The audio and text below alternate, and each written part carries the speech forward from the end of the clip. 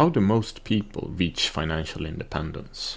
It's usually not done quickly by betting big on one thing. It's usually done through years of smaller decisions that compound. This is the basic idea of the book Automatic Millionaire by David Bach. He lays out a few rules for us to follow in order to reach financial independence. The first one is many small streams create a big river. So watch your spending habits because they matter more than how much you make.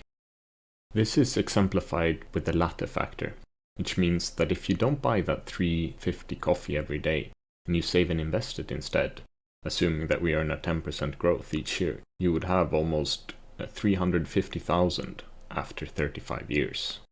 This is quite a powerful analogy and it makes you think about some of your spending habits. Pay yourself first and make it automatic. Take at least 10% of your salary and pay yourself before you pay anyone else. Use this money and then invest it.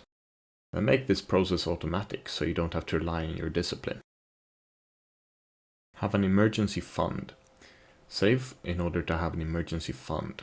This fund should be large enough to let you sleep well at night. Aim to have between 6 and 12 months of coverage. Avoid debt. Avoid and pay off any debts that you might have.